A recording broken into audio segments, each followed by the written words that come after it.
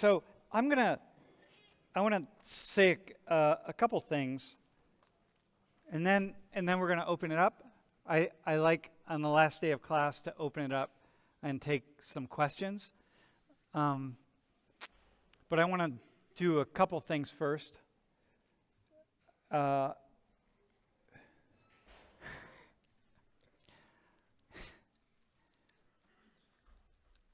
So when I was probably, I guess, about 23, I discovered this movement in the Catholic Church. It was called Liberation Theology. And it really spoke to me because it's a movement by really progressive priests and nuns, bishops, people inside the Catholic Church who are really, who were committed to bringing about social change. And so this is a quote from a priest who I knew that just kind of give a sense of things, right? Because the church historically it's a big institution, and big institutions tend to be pretty conservative, and because in the end, they have to reproduce themselves, right? So, you get a place like Penn State as an institution, it has to be fairly conservative, right? Because its job is to reproduce itself, and reproduce itself in ways far more than people in the foundational level really can see. And that's the nature of it, right? So the church is pretty similar. The larger things are, the more conservative they become. Conservative meaning that you're holding many more things in place, right? But this spoke to me because, I'll just use this. And this spoke to me because I just found it really fascinating. And I realized that for me, as this working class young man from Ohio, I've always been kind of really struggling with understanding class and poverty and wealth, more importantly. And so I decided I was really going to study the church, even though, I wasn't Catholic, but I really wanted to get involved. So I started traveling in Latin America to find places where I would do research and learn a little bit more. This is a shot of me in Ecuador when I was young. There's a shot of me in Ecuador. And I used to go around with priests to visit their parishes. And sometimes, you'd have to go on horseback because, that was just kind of the nature of things. This was back when I had lived a really interesting life. And at some point in time, things got boring. I don't know, man. But, so, I've always been drawn to religion just because it's just a thing for me that I've been in a lifelong conversation with God. And, God and I have, she and I have come to terms with each other. And it feels okay. We have arguments. We've been arguing pretty much my whole life. And she accepts the fallacies of my arguments, and I accept the fallacies of her design of this world that sometimes just feels so damn unjust, man. So anyway, that's what I was doing there, trying to figure out this sense of justice, right? But anyway, so I have two proposals today before we start class. This one may or may not involve anybody in the class, but I want to put it out there. So one of the things for me that I'm really lucky to have been born into a mind, body, spirit that is mostly pretty positive. And as a result, I'm able to just spread mostly positive energy, and I like people. I really like people. And I like people who a lot of other people don't like. And I like people who are very different from me, different values, different, all sorts of stuff, right? Anyway, but I get to meet, because the class is so large and because there are people from so many parts of the world, over the years I've met some really fascinating people, often through students in class who will introduce me to their parents, let's say. So this is a parent of one of those students. Ernso is his name. Pastor Ernso Jean-Louis. He's my brother, right? We are twin brothers of different mothers. And I love him. He loves me. I had the really good fortune of meeting him. He's just an amazing human being. I was just talking to him yesterday. He lives in Haiti. And I went to, it's a really funny story. I went to Haiti back in 2009, I think, maybe 2008, for the first time because his daughter said, "You got to meet my father." And then I had a chance to go to, and I remembered that, and I had a chance to go to Haiti to visit a hospital where another former student of mine was working.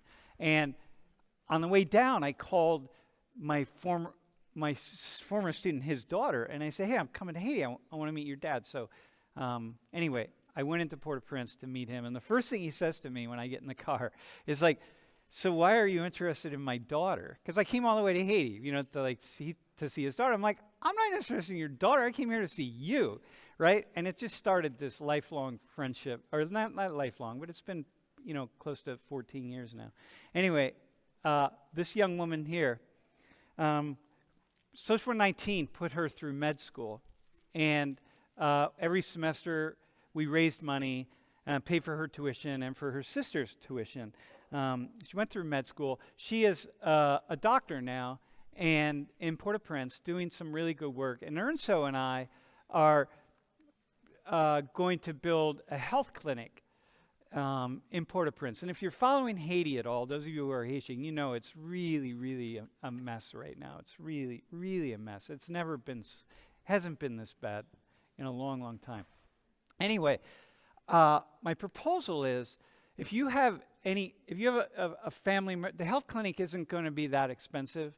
There are different times over the years where we've donated. I've reached out to people in class whose parents are in the medical healthcare industry and who donated lots of stuff for the school, the medical school where she went to school in Haiti.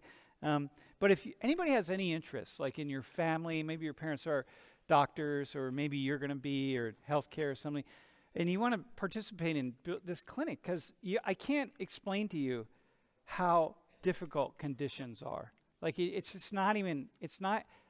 I'm not into like poverty tourism stuff, and I'm not even going to show you photos, but Ernso and I, the day this photo was taken, we went to I'm not going to tell the story. I don't. But if anybody has an interest, talk to me. Because Ernso, I just talked to him yesterday. We're like, come on, man, we got to let's pull this thing together. It's not very much money. But if you do, let me know, okay? And he's awesome, man. He's just awesome. You could meet Ernso. All right. So that's me when I was younger.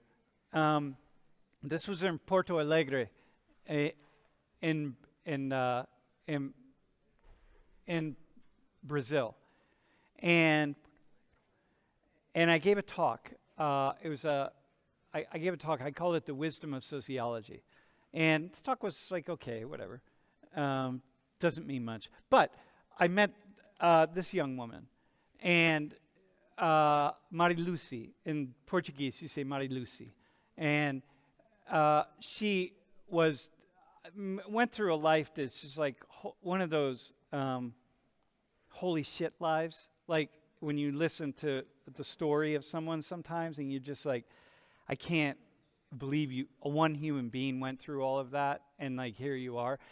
And she spoke on the stage, and it was really just intense. It was so intense. One of the most intense, probably 20 minutes I've experienced in my life, listening to her story.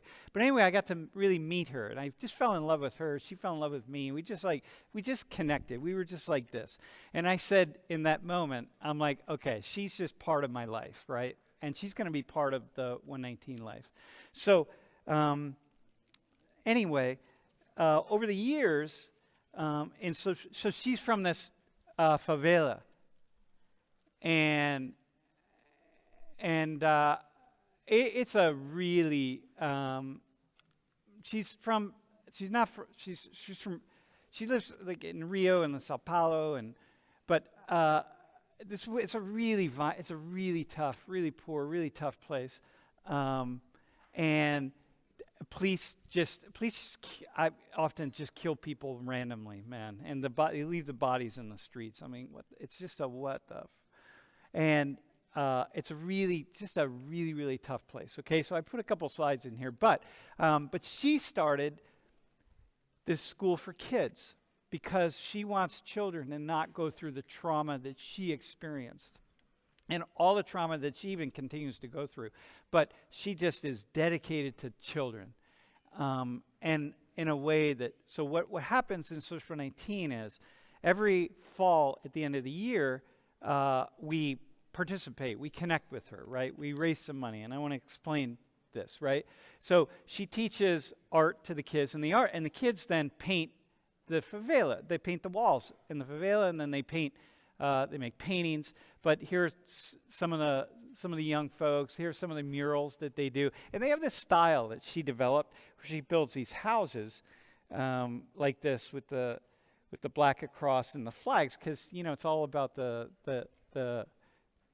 periférico. And so here's some kids in the school, and we actually in Social for 19 we raise money to help build the school. This is me in front of a painting that I commissioned from her and her kids. It's 2 meters long. This is in my living room, and I paid them a lot of money for that. And just because we're building the school. Here's a young girl. It's just like this is for them. So here in this class we bought books and materials, and this says in Portuguese. This says thank you everyone and Sam, and to the little girls and the books. And so they have an annual Christmas party, and it's just the thing. The kids, there's not a lot kids can look forward to, but they look forward to the Christmas party, and every year we raise some money to throw this Christmas party because she doesn't have any money, and I have this idea that, well, there's a lot of us in here, and if everyone just chips in a couple bucks or something, it's like, whatever, we got this, man. We got to raise $1,000 and we got a Christmas party for the kids. And what's kind of interesting here? Look at like the dolls, right? None of the kids are white, and like they don't give a she this is Maria Lucy here. They don't care. Like the whole race conversation that we have here, those kids don't see color. They don't care if it's a white doll, a brown doll, a black doll. Like those little girls don't care. They just want love. And so anyway, I'm just throwing this out there at the beginning of class. If anybody wants to participate, I'm obviously going to chip in because I chip in anyway because it's one of many projects that I fund. But if you do, that's my Venmo and Cash App info. You can square me up with a couple bucks, and I'll add it all together, and I'm going to wire it down via Western Union to Maria Lucy and the kids, right? So anyway, that's that. And if you don't have Venmo or Cash App and you want to just give me a couple bucks, whatever, give me a couple bucks. I'll take it. I do these kinds of things, and you have to trust me that I'm not going to go out to the marijuana dispensary and buy some stash. But you know what? If you can't trust me, it's like the world. God, take me home, man. You know what I mean? Like, what the hell? Doesn't matter. But anyway, if you'd like to chip in, it's really, kids are awesome. And oftentimes, sometimes she comes in on the screen on Zoom and brings a couple kids with her on Zoom, and it's really fun to talk to them. But this time, we just didn't do that. I talked to her a couple days ago, and we just aren't going to do that. Okay. So anyway, if anybody wants to chip in, all right. So here's where we're at. I want to open it up and answer questions that you have. Where we're at here with the class, with what's going on. What questions have we not answered? What do you have about the class, about life, about whatever you have. So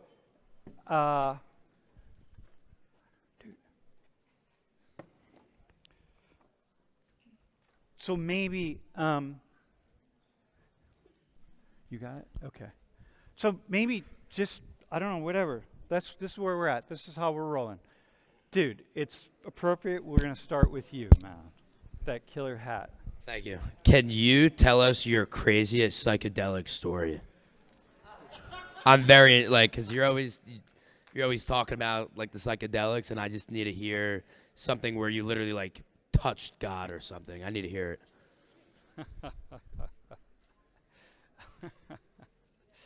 Dude. This is a great Kickstarter right here. Yeah, all right. Why not? We'll start right here. So listen. So when I was in high school, all my friends from, I graduated in 1978. And 1978 was 78, 79, 80 were like the peak years of high school drug use, right? So Coke was really coming into fashion. LSD, obviously, it was really big. A lot of my friends got into Coke and LSD. We all smoked weed, obviously, but I never did. I never did LSD or we didn't know about shrooms back then, or we'd heard about ayahuasca and peyote and stuff, but I didn't do it. And my friends did. Dude, so I played football in high school. And they would do LSD before games, man. I'm like, dude. I mean, we went to working class high school, right? I mean, it was different. Our games, the locker rooms smelled like a coffee shop in Amsterdam, man. I mean, the coach would walk through and be like, "What's that smell?" And we'd be like, "Nothing, man." But anyway, I never did because something. I didn't do LSD. I didn't trip at all. You right? So, no. Hang on. No. No. So, and the reason I didn't was because I didn't feel like my mind was developed enough. Okay. And I didn't want to be, I just didn't, I knew, I've been really lucky in my life to be very, to know that there are limits and know that I didn't want to cross those limits, okay? So I'm not very impulsive. I'm lucky that I don't have addiction in me. It's not part of my life. But I always knew because, when you grow up in the working class, you're like, one step on the ladder above people who are poor.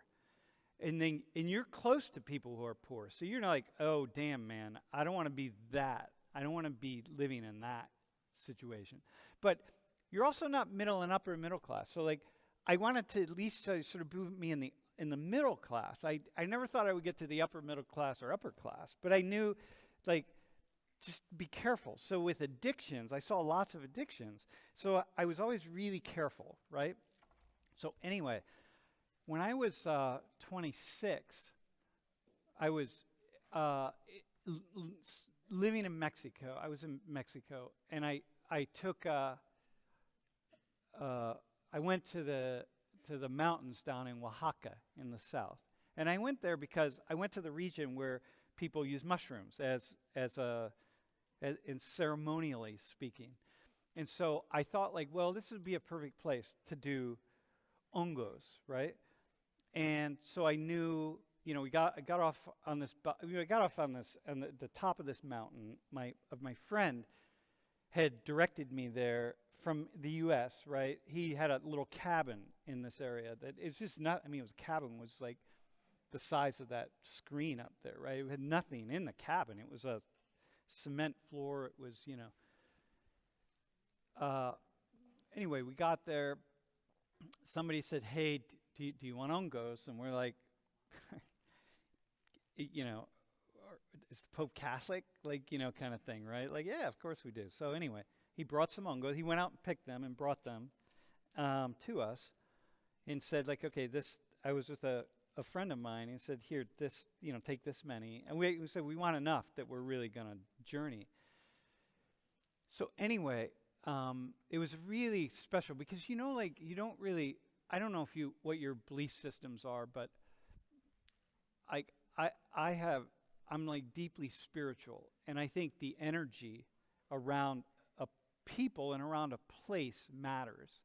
And so the energy of this particular space really mattered because this was an area where they had been using psilocybin for hundreds and hundreds and hundreds of years. as parts of religious and spiritual ceremonies. So it wasn't just these two gringos here. It was like we were in a space, right? So anyway, 8 hour, 8 hours later, when it was the first time in my life I had met God, right? Like I had entered into that. When I arrived on a bus, I arrived as like a kind of left brain, positivist, rationalist, atheist. And by the next morning, I had experienced God. I mean, I had experienced the divine in something. Now, and so since then, I did a couple more times, but it was like, I never needed to really do it again, because it was like, once you touch God, if you see God, you don't go back to God. You know what I mean? Like, you don't go back and be like, hey, I want to go back and see you again. You just do, and then you're there, and then God lives you. It's like who said it? Who was up here the other day? Whoever volunteered the other day? Christian? Said, like, once you take God in, God lives inside of you. It's like you don't. So anyway, that's my story. That's my tripping story. And I don't recommend it for people. I mean, you have to really be ready. Like, it's not the kind of thing you go do and you go walk down College Avenue. I mean, it's just dangerous, right? It's not the kind of thing you want to do. So anyway. Yeah, I don't recommend. I mean, I'd recommend it if you're ready, but if you're not ready, I don't recommend it. Bro.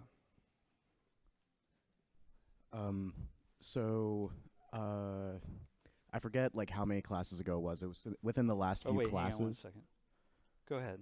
Start over. Within the last few classes, I remember you talked about how this class used to be more of like a social hub, and like you discussed a lot of social issues, and then from there it sparked a lot more activism and stuff on campus. And then you said or the activists came here more so. Yeah. Well, you still said it was like a hub, in that it was a hub. It would continue to spark conversations Yep. Outside the class and stuff like that. Yep. And then you said that there's like a shift, and you didn't see that as much anymore. And like my question was, what do you think happened? Why? Well, one is, I think social media like really changes things, that a lot of you all can be doing activism, on your phones from your rooms. Like, you don't need other people. And you don't need to get together, right? You can just do, a lot of you are very involved. You're involved back home. Whether your home is on the other side of the world or your home is, an hour away. And you get involved like that. And so you never establish the kind of connections that you would normally establish at a place like this. Back in the day, going back 20 years or so, it was like, you come here to Penn State, you get dropped off or however it is, and you're here, man. You're going to find your family here, and then you're going to connect. And there were plenty of groups that were really going to be really connected. And the race conversation was different then as well. Like, so there were a lot of like the groups, the groups of students who of minoritized groups, right? They were much more engaged, like really engaged, pushing things, like, I don't know if you all know about the takeover of the hub back in 2001, right? The Village just had a 20-year anniversary. Do you even know about that? Anyone? All those students were our TAs. All those the students that took over the hub, that did the whole thing, they were all TAs. I mean, they was just like all happening. You know what I mean? So, yeah, it's really intense, and that's just different now. Yeah, it's not better or worse, because you all are really active and doing a lot of things elsewhere. But I would say that that's really kind of what it is. Yeah. But it's kind of like, it's interesting. Did I answer your question, bro? All right, man. Who else?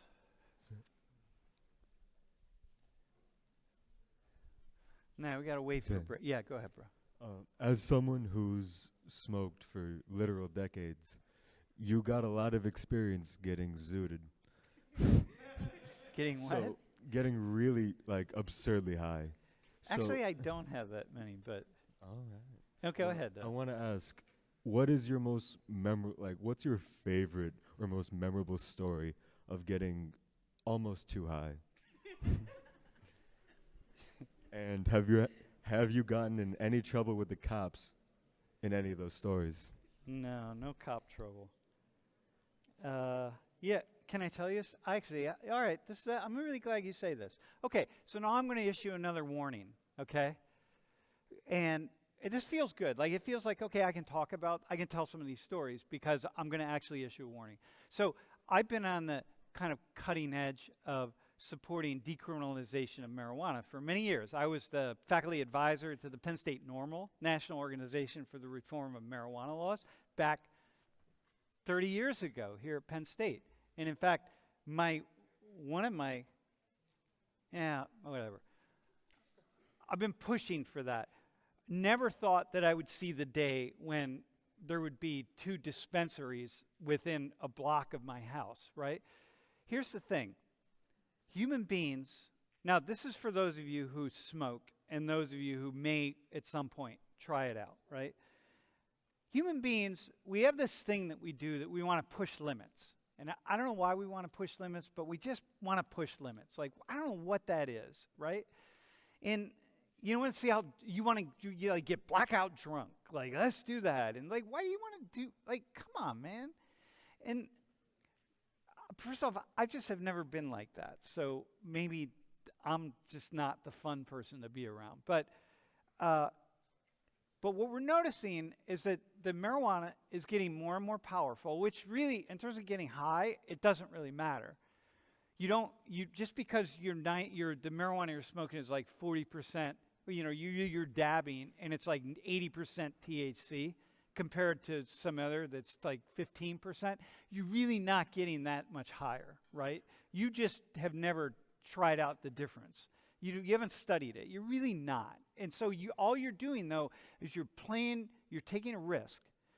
And what we're seeing now are these examples of this marijuana-induced psychosis by people who are smoking on a regular basis or taking it on a regular basis really strong THC products.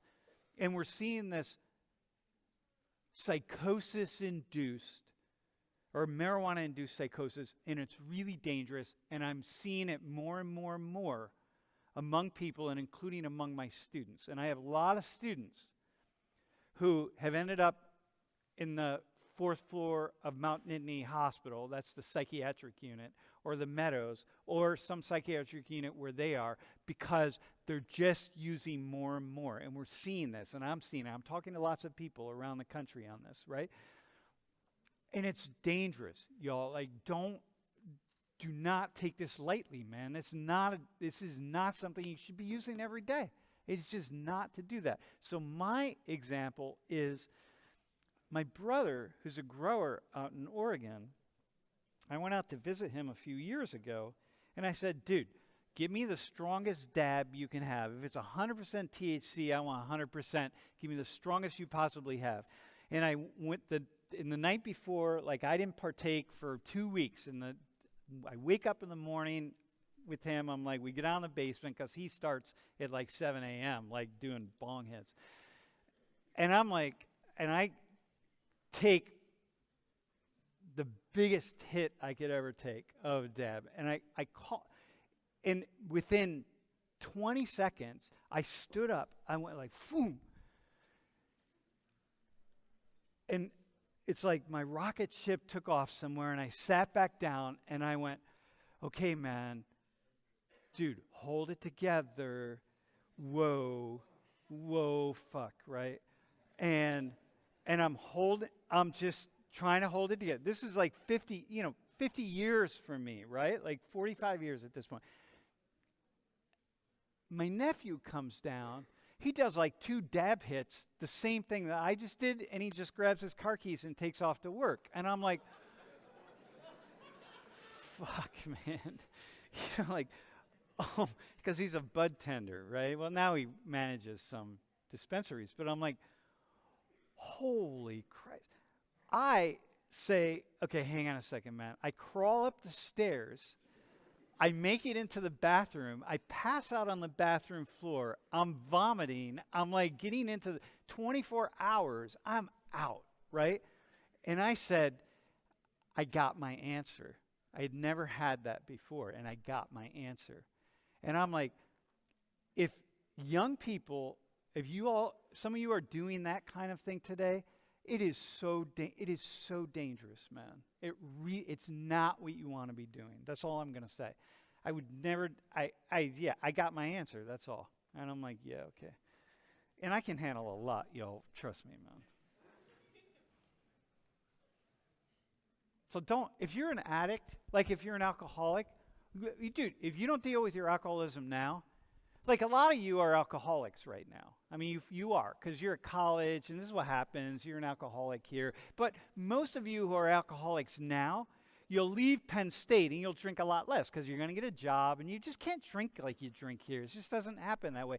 And most of you will do that, whereas many of your friends who didn't go off to college, they're not alcoholics now, but the alcoholism will kick in about 5 to 6, 7 years for them. That's what tends to happen. It's like one of these things, one goes one way and one goes the other way.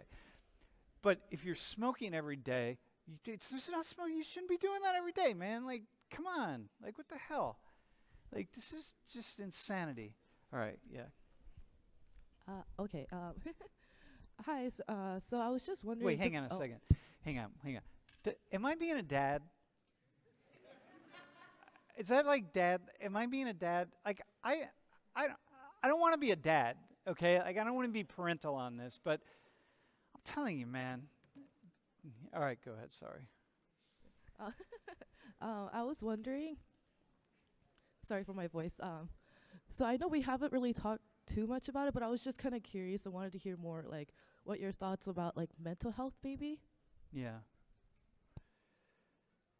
So here, let me just walk you through, because a lot of you all in this class are dealing with mental health issues, right? Like, I know that, because a lot of you are. Let me just say this first thing, right?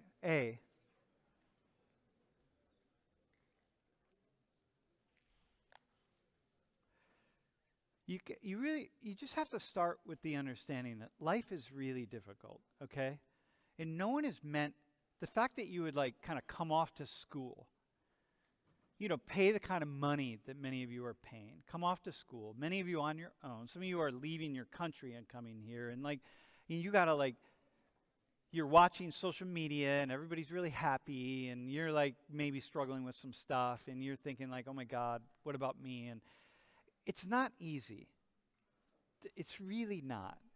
It's not easy to be alive at all. But to deal with the fact that to come up against the kinds of things you have to come up against, and then to have to be normal and good and healthy, and to be like happy all the time, right? And then if you get depressed a little bit, to like come out, deal with it on your own, which is what mostly happens. Like, you got to deal with it on your own, and like you're not allowed to ask the kind of questions you need to ask, and like I don't know, it's like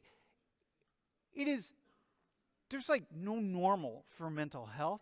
All I want to say is there are 1,000 different ways in which mental health can like get jarred into a place of uncertainty and despair. And so you have to start there is the normal. So when you feel that like you're struggling with something, it's like it's okay. Like it's okay, right? You're not weird, you're not wrong, you're not like, you're actually normal if you're struggling with some stuff. So and if you've never struggled with anything, well, maybe it's just because you're not really tuned in to something. I don't know. Like you just haven't awakened to it yet, maybe. I don't know. But, and you know what? There are a lot of cultures, including a lot of cultures in here, more traditional cultures. Those of you who are from more traditional cultures, where you're not, if you start talking about your things that are happening inside of you, you're somehow weak. This is like with men a lot, right? But, and that's unfortunate. I will just say that that's unfortunate, because, man, it's really difficult. You got to talk. You got to talk to people. You really have to talk to people. And by the way, like, you need like coaches. Like, I don't know how anybody gets through now, how you get through stuff without like personal coach, a coach that can be like partly like an academic advisor, but also like a little bit of therapy, a little bit of like friendship. Like you bring those three things together, and like career orientation. Like I have a buddy of mine who I went to grad school with, who he's a coach now, and he's a coach for college students. And like he lives in Ohio, and like dude's like, man, the stories he tells and the stories that I see and what I see with students is like a lot of people, you just need a coach. Maybe 5 sessions or something like that. You just need to be able to just settle yourself and say like, okay, it's good. So by the way, if anyone needs, if you think you could really benefit from a coach, let me know, man. I'll turn you on to this guy. He's cool. All right, man. Sam, there's How's a that? question from the stream. Is there a country you would choose to live in other than the United States, and why? I wouldn't choose to live in the United States, by the way. I'm here because my wife initially, her family was here and she was really connected to it. My family is, I'm not connected to my family in the same way. Like we kind of all live in different places. I built a career here. I backed into a career. You know, like when I started teaching this class in the fall of 1991, they asked, can you teach this class, Social 19? And I said, oh man, I don't know if that's what else do you have? And they're like, we don't really have anything else for you to teach. And so that's how I started teaching this class. I was here writing my dissertation. Like I just can't, I had been living in Ecuador and I came here because my partner, who's now Lori, was here for grad school. So anyway, so I'm here and I accidentally like kind of built a career here, right? So it wasn't it wasn't with the intention. So anyway, yeah, I would not choose to be, there's no way I would be living here. Not because I don't like it here, but just because the world's a really big place, man. Everywhere I've ever been, I show up there and I'm like, oh, I could live here. This is cool. Like, yeah, including places where a lot of other folks would think like, oh, I would never live there. I'm like, damn, I'd live there. I gotta go to Haiti. Okay, right now I don't want to be in Haiti, but because of things. But like, dude, Haiti, man. Okay, so it's different, right? You get it. So there's not a single country. My first love is Spain, only because it's the first country where I lived outside the U.S. But, you know, I have a place in Colombia. I would like to go live in Colombia, actually, more often. But maybe I'll go live in Korea, though. Korea would be cool, but it's far away. Yeah. Hi. Here. Hello. Sorry. Yeah, sorry. This is not a question about like getting high or anything. Oh, good, but, good, yeah. All right, let's move on from that. Yeah, but I wondered, like, I know you've been teaching Soc for many years now. How, like, what's your background? Like, what's your story? How did you come into this profession? Did you always want to do this as a child? And like, how did you get into this profession of being a professor? Yeah, that's a good question. You know, when you go to grad school in a research university like Penn State, the way we get professors is we train them, right? So we have graduate students, we give them a stipend, we give them free tuition, and then we give them a small stipend, right? And then those who can like publish and teach and do all the research and stuff, they kind of rise to the top. Other people sort of go in other directions, but then those then become the professors, right? I don't rise to the top. I don't mean like that, like they're better than, but they go a certain direction, right? But a lot of us, when you go to grad school, this is what you do, right? This is how you get grad school paid for, and it's not true of professional schools, right? But like research tracks is what it is. And so for me,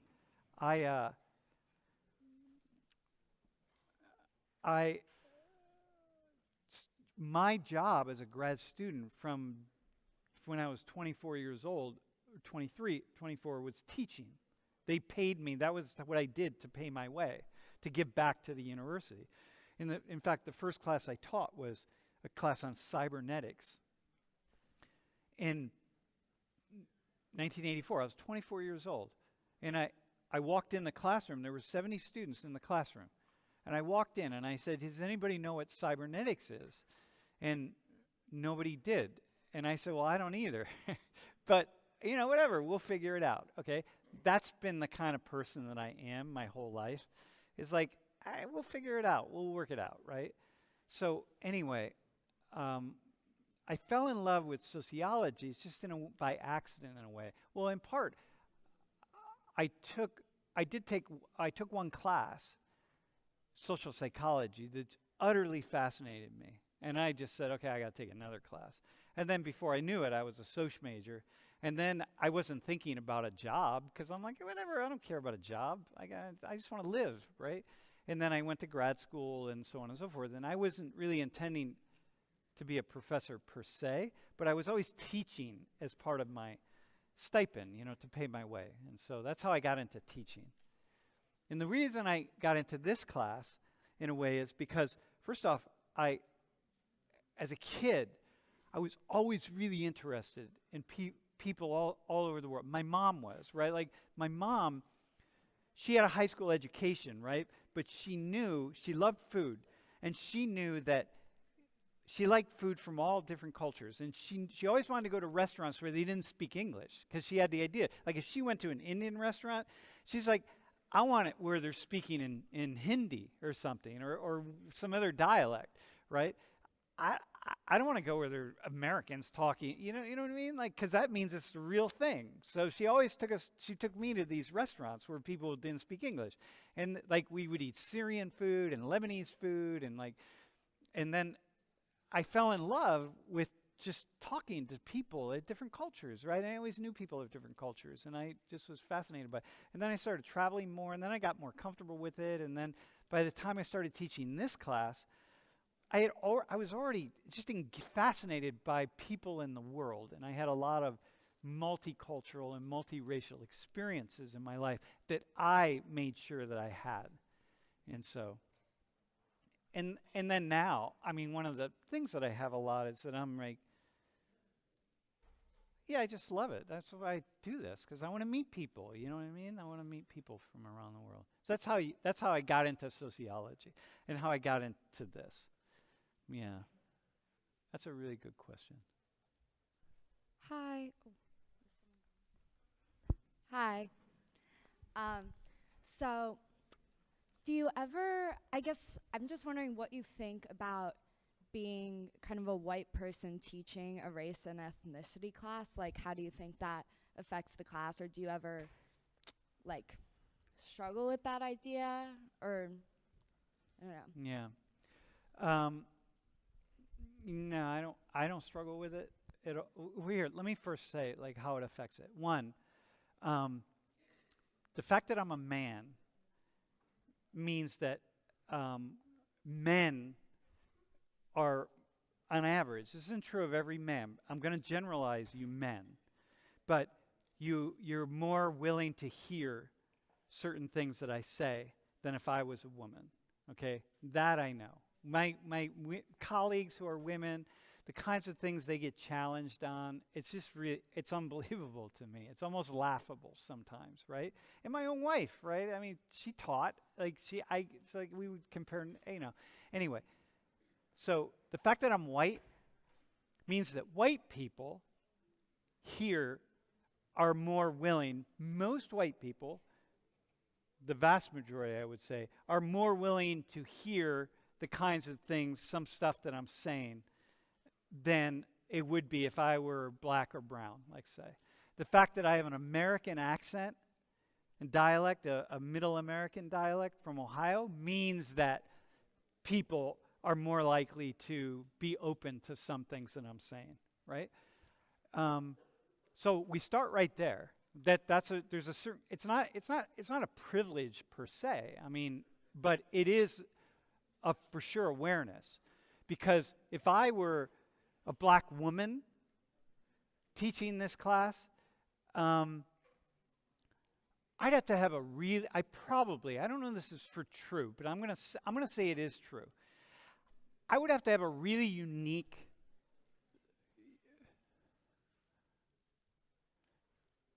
first off, I'd have to be really funny. I'd have to have a really unique personality to get people to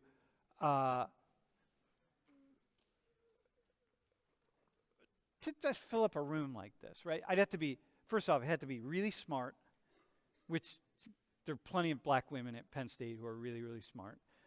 I'd have to be really funny. I'd have to be really self-effacing. So you got to have all these things here.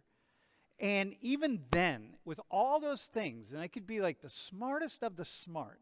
I mean, far more credentials and whatever than I have. And yet, the kinds of challenges that she would get that I don't get would be striking. Would be just striking. And like, this is one of these things when people's like, well, no, but I wouldn't be like that. I would listen. I'm like, no. This is what sociology teaches us, right? So in that sense, I have a certain there's a certain opening for me that, again, other people can have, right? I mean, it's like the reason I'm teaching this class isn't because there are other people lined up to teach it. Aren't people lined up to teach this class. You know, the reason I'm still here over the years is because like nobody wanted to teach it. It's like people are like, no, hey, I'm not, no. And black people, brown people, white people, everyone's just like, no. I'm like, no, go ahead, you're all good. So, but you know, I have colleagues who I've like really. Anyway, so that's the longer story, right? I think that there are lots of people who are not white, who could teach the class, but this is a half international focus. They don't have even a fraction of the international global experience that I have, right? And so, yeah. I have a question about the mental health crisis within young students. So do you have like an answer or theory as to why like mental health among adolescents like is deteriorating and the rates of like suicide and disorders within like young kids has gone so like high and it's only getting worse? Well, hey, I'm not sure how much the rates are increasing per se.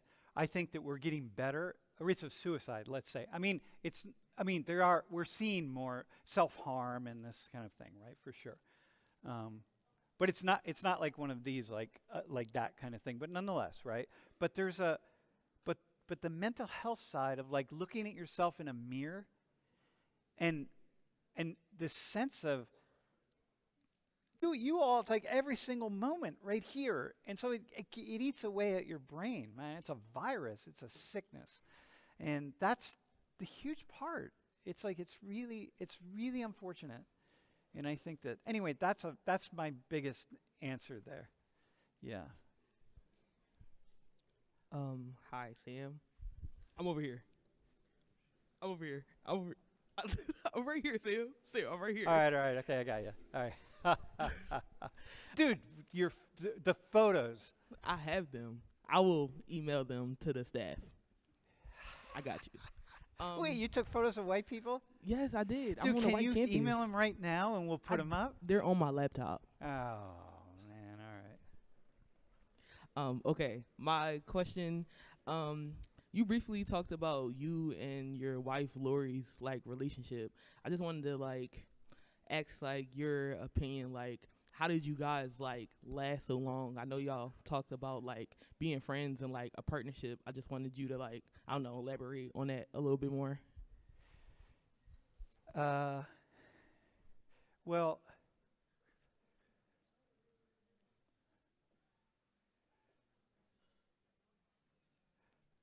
so the first thing is that we are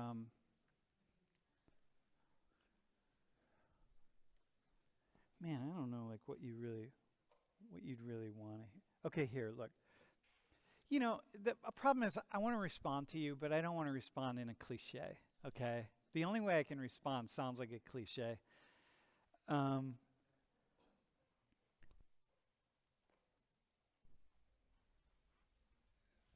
First off, it's really important that we're both working class, so that helped, right? Like, it just helps to come together in that way, man. There's just something about that we just see the world in a certain way. We both wanted similar things out of life. Like, we wanted to be happy. We didn't want material things. We wanted to be happy.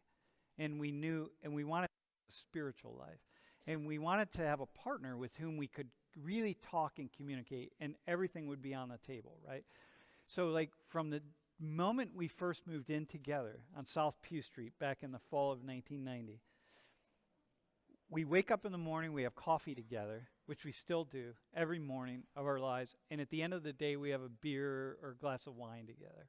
And we sit and we talk. So we start our day face to face, and we end our day face to face, and that never goes away. That's just part of it, right? Not everybody can do that, but for us, it's the communication piece is really essential. And we always put that piece first. And the things that we couldn't communicate about, we were like, okay, now we got to go into therapy or whatever. We got to, we got to be in counseling. Like, we got married in the office of our therapist, right? That's where we got married, because that's where we realized, that's where we worked some things out, and we realized, we walked out one day and we said, holy shit, we just got married in there. You know, like, it was where we stripped away some stuff, and that's where we worked it out. Most people don't do that, right? Like, so that was really important for us. And we're different, right? But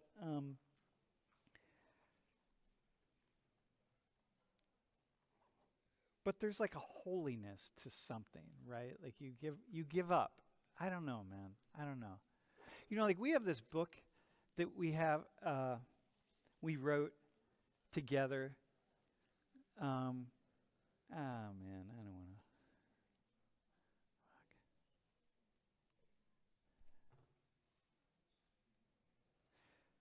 Okay, hang on. I'll just say it really fast.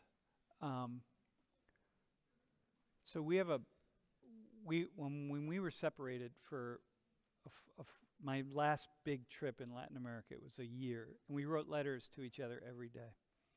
And then we took a sabbatical, a semester off in Eastern Europe. We were in Prague and in Krakow, Poland. And we sat with each other every day, and we pulled quotes out of this book, out of these letters. We brought our letters with it. It was a big stack. And we pulled quotes out, 365 quotes. And then we had a blank page. And then we wrote a letter from us. Together we wrote an essay from us to the one of us who survives the other's death, okay?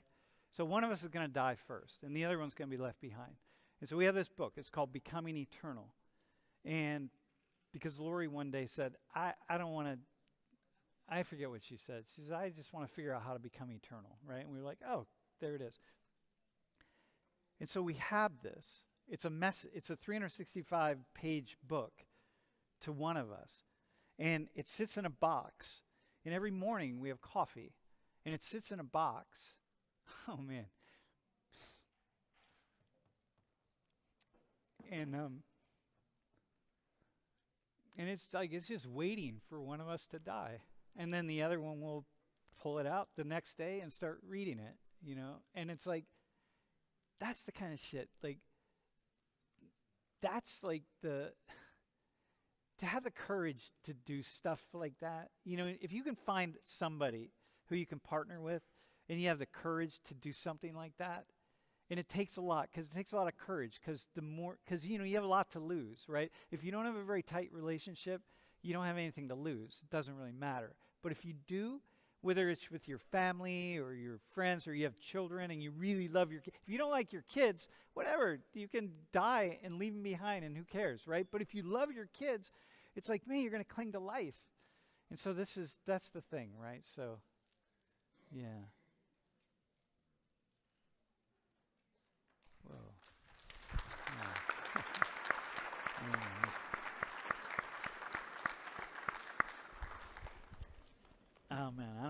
that's for. But all right, yeah.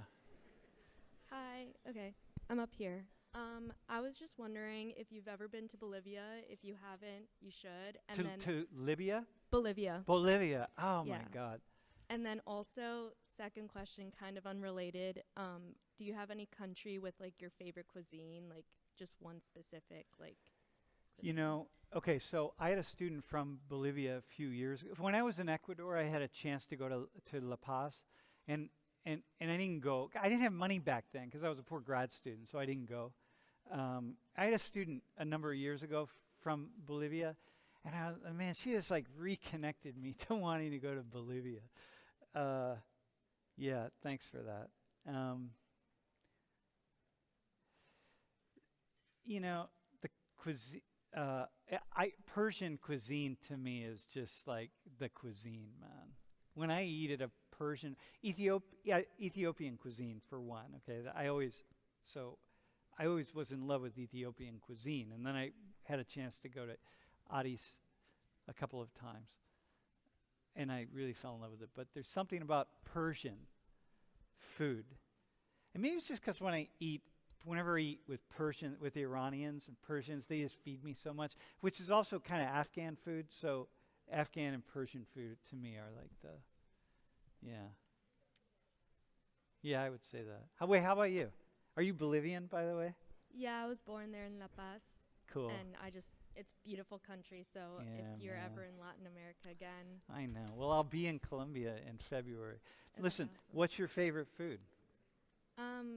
Well, obviously I'm biased, but there's a lot of food in Bolivia, like Yeah. salteñas and sopa de maní, like all Yeah. that food is just so good. If it's not Bolivian, then it's Peruvian food, which Yeah, is yeah, yeah. similar. So Dude, I went to Peru a few years ago, and on the second day, I had ceviche, and I got sick, and the entire time I was in Lima, the entire time I couldn't really eat because I was sick. It was like the worst 2 weeks of my life, man. Fuck. Dude. Sam, there's another from the chat. All right. What is your stance on the increase of cheating partners in society? I'm not sure there's really an increase. I actually think there's probably a decline in the number of people who are cheating because it's so much easier to get caught now. You know what I mean? So like you can cheat. I mean, you can cheat by texting people or sending selfies or whatever back and forth, but like I'm not really sure. I feel like, yeah, man, there's a lot of cheating going on historically, man. A lot of you all, your grandparents are not really your grandparents, by the way. Let me just say that. There's a lot of stuff in your families that if you knew, take a DNA test. By the way, let me just say this. I'm going to have to send an email out to the class. And when I do, their DNA, I think it's 23andMe or Ancestry.com. One of them is having a big sale on a DNA test so you can get your ancestry test. It's like half price, so I think it's like $50. So I'll put that in the email, but if you want to do that.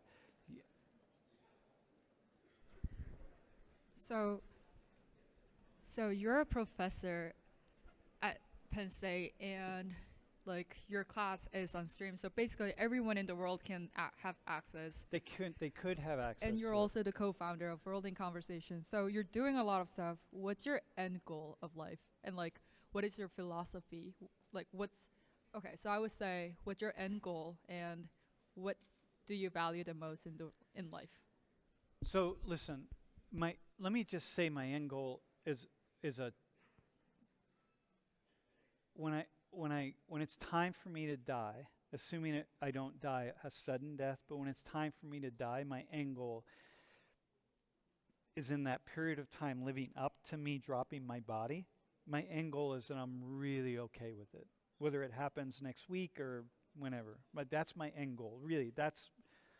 And as I get older, I realize it's harder to have that. That's a really easy goal when you're young. It's a much more problematic goal when you're older.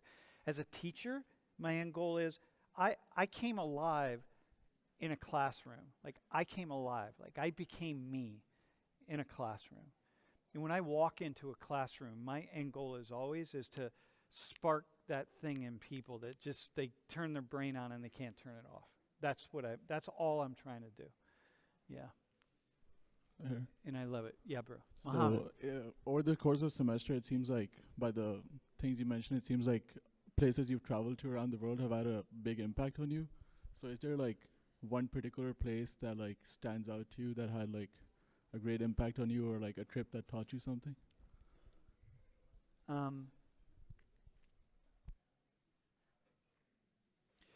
First off, when we went to visit Basim in Iraq, and all the Iraqis were so kind and generous to the Americans who really destroyed so many parts of their country.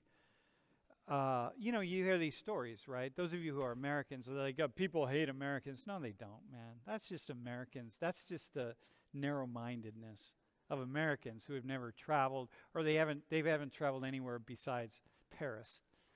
The French hate us. Actually, that's not true. I've had nothing but lovely experiences in France, in Parisians in particular, who have been very kind and generous. But I had experiences in, I'll tell this story really fast. Basim has a friend who we met when we were in Iraq. And the first time he met us, he had a bad thought about us, right? His thought was, oh, here are the killers of my people. That was like his thought in his head. I'm gonna meet them, right? So we sat down, we had coffee together, and it was really a nice exchange. 3 days later, he calls Basim and he says, I have to see them. I need to see them again. And Basim says, well, they're leaving tomorrow. He's like, no, I got to see them again. So we went and we met with him. And we met with him because he needed to apologize to us for having a bad thought about us, right? And I'm like, dude, first off, you don't have to apologize for having a bad thought. I mean, you're Iraqi. You have every right in the world to have any number of bad thoughts about us. But he was insistent that he had to say, I'm really sorry that I had that thought. And what so many people don't realize until you spend time with other folks is how loving, kind, and generous most people in the world really are. And including Americans toward other people, right? I mean, it's not like that. So anyway, that's like, I don't remember what your question was, but that was a place that had an impact. Another place, when I went to St. Petersburg, Russia, like now in Ukraine, and you're seeing all these Russian troops, and I remember being around all these Russian soldiers, and like, they were just little boys. And some of them surely have died in Ukraine, and they're just boys. It's like, God, that had such an impact on me, to be in Russia. Bro. Okay. I just have a curious question about your career, about how many times you are being reported or threatened just during your career, and would you mind to sharing your the memorable experience in that? How many times I've been what? Reported or threatened in your career? Reported. And would you mind to sharing? Oh, like threatened, right? Yep. Yeah. Nah, I don't. Okay, how many emails have I gotten that just start out with like "fuck you," right? Yep. You should die, or my wife even get an email. You're married to this guy. Fuck you. I hope you die a horrible cancerous death. This kind of thing. Yeah, I've gotten more than a lot of those. They don't sit with me too much. I mean, after a while, it's really hard to get those, but that's the price of putting stuff out into the world. I get far more emails of people from all over the world, high school students, people in their 60s and 70s, any number of people. There are people that watch videos, they watch the stream. So many high school kids watch the stream, and they're like, oh my God, like I'd love watching your class. Like they're 15 years old, and then I'll jump on and I'll be like, hey man, do you want to Skype? Like, come on, how old are you, 15? Like, okay, let's talk. You want to Zoom together? And then they're like, oh my God, and we have a lot of fun. I enjoy that. That's like a really, if you ever get to have the experience of being kind like that to people, like being in a position where somebody really wants to could do that, it's a lovely thing. So yeah. Thanks. Yeah. Did anybody in here watch this class when you were in high school? Anybody? It's kind of interesting. Hi, Sam. I'm over here in the middle. I know you've been to a lot of different countries and a lot of different places, and I was wondering where has been like the most impactful, meaningful place you've been to and why? Yeah. Okay. I'm going to have to say probably Haiti. Yeah. And if you don't, I can't, you'd have to go. You'd have to be there. You'd have to go. And you'd have to go. Well, Haiti's not a place you go as a tourist, right? You only go to Haiti if you really know somebody. But the only way to know what I mean by that is like you'd have to be there. So that's probably the most impactful. Yeah. Really intense, dude.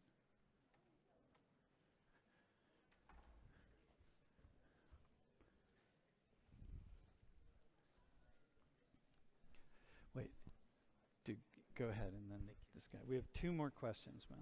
Okay, so out of all the classes you've taught, what was your favorite semester?